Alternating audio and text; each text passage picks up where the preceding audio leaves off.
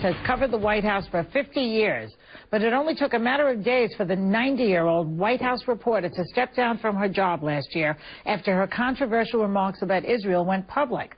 But Thomas was not out of the game for long. She's back at work as a columnist for Falls Church News Press. With me now is Helen Thomas. Welcome to the show, Helen. Thank you. Okay, before I talk about Israel, because we're going to talk about that, and I'm sure you're looking forward to that. Yes.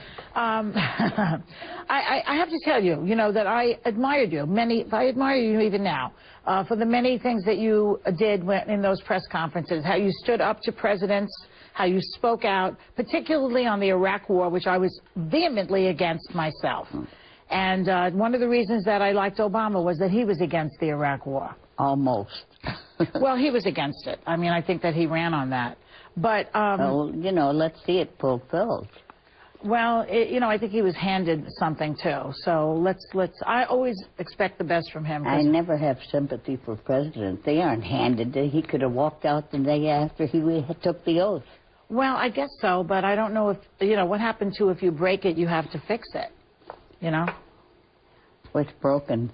It was broken, so we had an obligation to stay there, no? No, you just get out. How did he go in? Well, he didn't go in. It was George Bush who went in. Yes, he is, but he didn't have to stay there. Okay, well, that's another conversation we could have, but how did you do that? How were you able to speak out the way you did without feeling, uncomfortable about it? Because they're only presidents, and they're elected by us at behest of the American people, so I don't feel they're kings, they're not emperors, and we don't have to pay any more homage to them, but just plain respect. Right. Okay. All right. I don't have to be cowing to them. You don't have to kowtow to anybody, especially someone who's a public servant, which is the president. I agree with that. We pay them. That's true.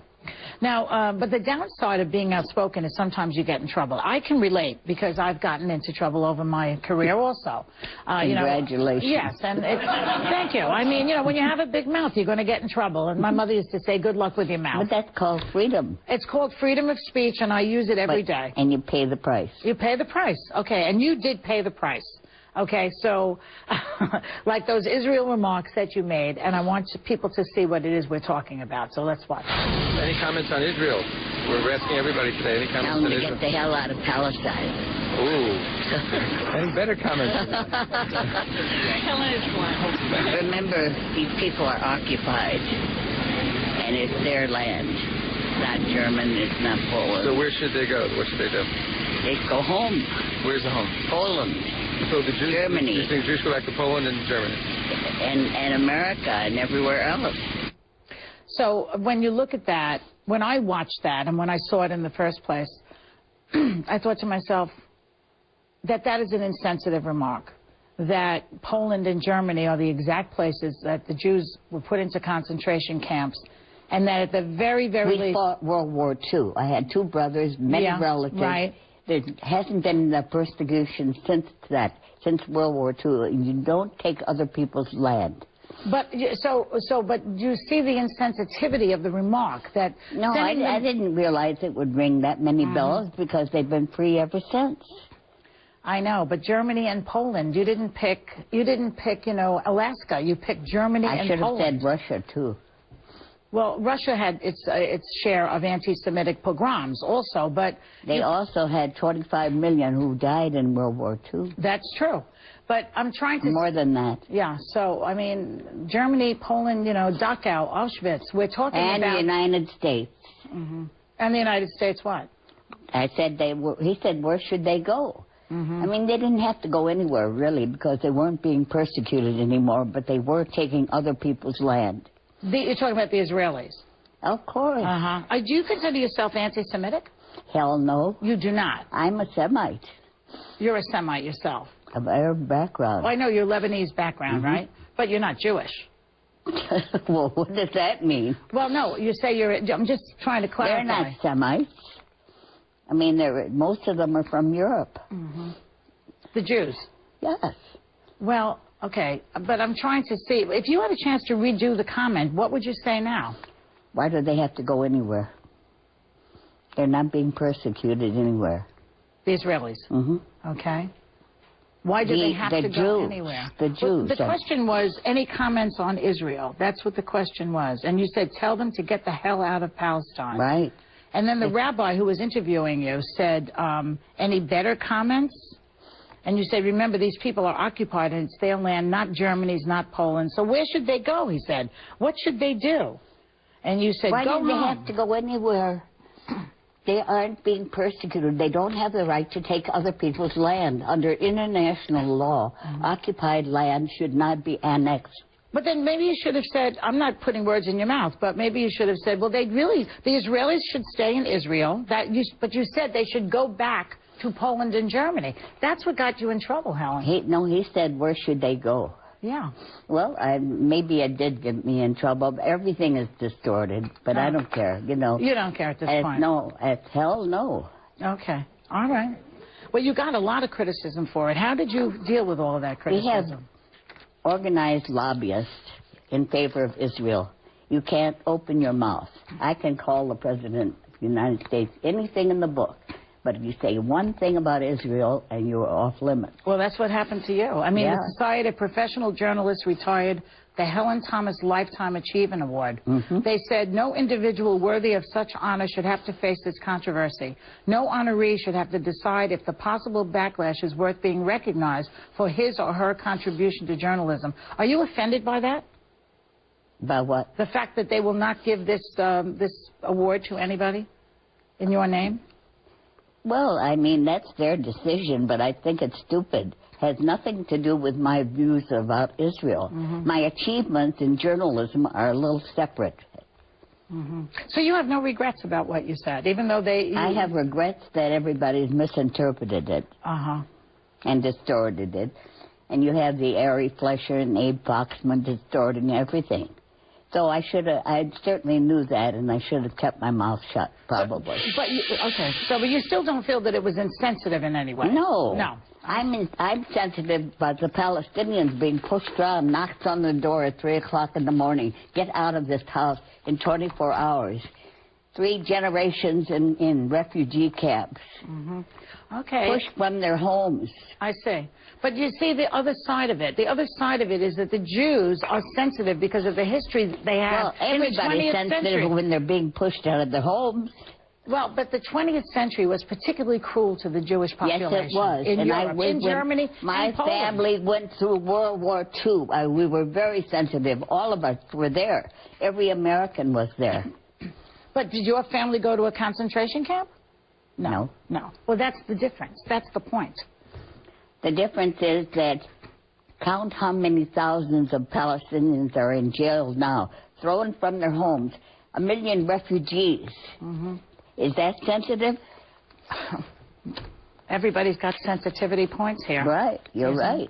Okay. I'd like to point that out. Okay. We're going to take a break. When we come back, we'll talk a little politics and about your new job. Okay, Helen? All right. Stay right there. I'm back with Helen Thomas. Okay, let's talk a little politics about current things that are happening. Okay. I mean, President Bush, W. Bush, just had to cancel a trip to Switzerland because they were saying they would prosecute him for war crimes. I mean, do you think he deserves to be prosecuted for war crimes? I think that he certainly should not have started the war against Iraq. There was no reason, and they were based on falsehood. And thousands are dead. Americans and Iraqis. You have to have some blame for that. And his cohorts, Rumsfeld and Cheney, were at the CPAC thing the other day, and people were yelling war criminals at both of them. Do you think that they're war criminals?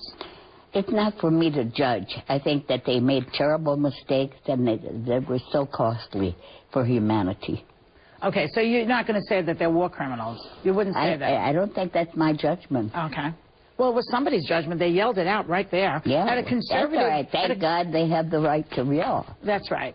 Right. And basically, Cheney shut them down with, be quiet and I think that nobody should take us to war on falsehood.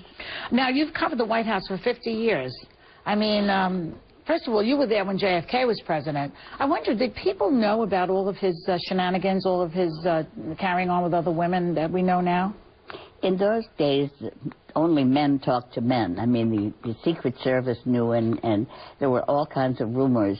But journalism was different then. You didn't really harp on anyone's personal life unless it really affected the national affairs and their public office. They kept it quiet in those days, but look at what they did to Clinton because of that Monica Lewinsky. Well, the world has changed. I mean, the whole sex revolution of the 60s changed everybody's mentality. The whole barred. We have tabloids. Even if the mainstream press would have avoided the story, they would write it, and you'd have to jump on it. Yeah, things have changed. And President Obama, do you like him? Do you think he's doing a good job? We started out the conversation before about it a little bit. I think he lacks courage. He lacks courage. And he's not a liberal. I had hoped he was. I thought he was, because he was black, I thought he would automatically Well, that was your mistake. That was my mistake. I thought he'd be liberal. Can't judge a person by the color. Absolutely. You're so right. But I really thought that he would have an empathy for all the blacks, what they had gone through in life. Well, I think he does have empathy, but he's up against a Republican machine that he has to get reelected. You know, I mean, he's in a tough spot. Doesn't he have to get reelected? He needs the middle, doesn't he? You take a stand on something in your life. You should have principle and stick to them. Okay, now you've got this new job where you're writing for this newspaper. Let's see this paper. The Falls Church News Press in Virginia. How did that come about? I gave unsolicited advice to press secretaries. And the new one. Jay Carney. How do you think he's going to do as press secretary? He'll do well in the first 2 days. And then what'll happen? God knows. Then they get mad at the press, even though he's been a member of the press. They become taking it all very personal. They get a little hostile. Who was the most hostile one? Ari Fleischer? He was one of the worst. One of the worst. And who was one of the best? Jerry Horst. He lasted 1 month. Who did he? President Ford. He was President Ford. Yes, two of his friends came to the White House and said, "We understand that President Ford has sent an emissary to San Clemente to give a pardon to Richard Nixon." It was denied at the White House, and he couldn't handle that because he had great integrity and credibility, and so he had lied to his... I see. Do you think Nixon was the worst president of the 20th century? No, I think Bush was. George W. Bush. Well, that's saying... 21st century. Well, he went into that one. That's right, 21st, right. But Nixon was the worst of the 20th. And so far, you think George W. is the worst of the 21st century. Okay, you heard it here, ladies and gentlemen. Helen Thomas. It's not about justice. It's not about agenda. It's not about mobilizing people. It's about dialing for corporate dollars.